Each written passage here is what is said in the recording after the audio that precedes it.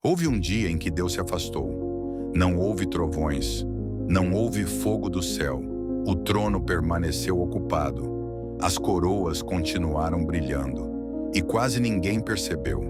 Esse é o dia mais perigoso da história bíblica.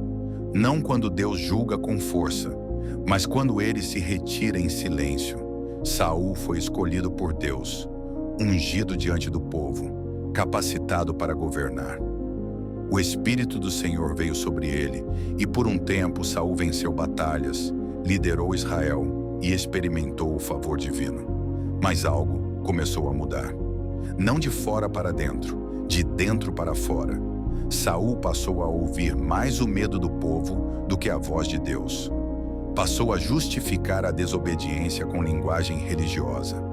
Ofereceu sacrifícios que não lhe cabiam. Preservou o que Deus havia ordenado destruir. E chamou isso de prudência. Deus não respondeu com um castigo imediato. Esse é o detalhe que muitos ignoram. O juízo não veio como um raio, veio como um afastamento.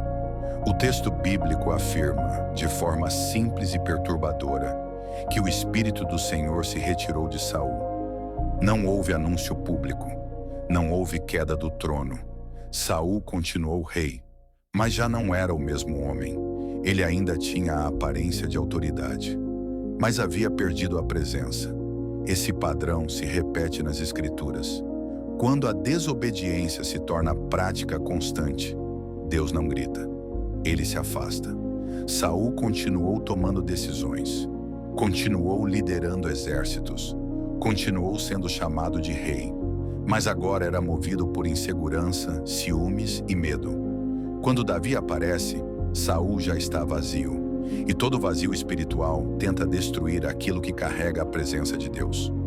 O mais assustador não é Saul perder o espírito. É Saul não perceber quando isso acontece.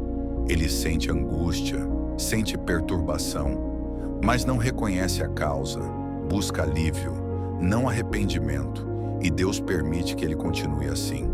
Em outros textos bíblicos vemos o mesmo juízo silencioso. Deus entrega o homem aos próprios caminhos, não como aprovação, mas como consequência. Quando a verdade é rejeitada repetidamente, o coração se endurece, a consciência se adapta e o céu se cala. Não é que Deus deixa de existir, é que ele deixa de intervir. O silêncio de Deus é mais sério do que a disciplina visível, porque na disciplina ainda há correção. No silêncio, há abandono ao próprio querer.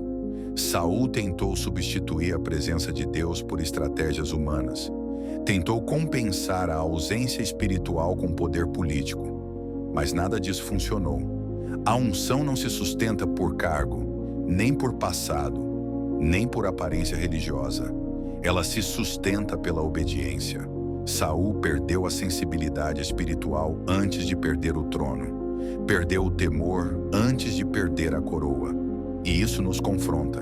É possível manter práticas religiosas e ainda assim viver sem a presença de Deus. É possível falar em nome de Deus e não ouvi-lo mais. É possível sustentar a aparência de fé enquanto o coração está distante. O afastamento de Deus raramente começa com grandes pecados.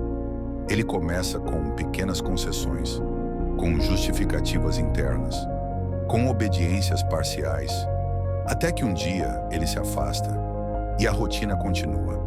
O maior perigo não é Deus se afastar, é não sentir falta.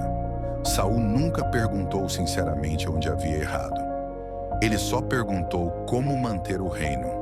Davi, quando pecou, clamou para não perder a presença de Deus, porque entendeu que sem ela, nada mais fazia sentido. Essa diferença permanece até hoje.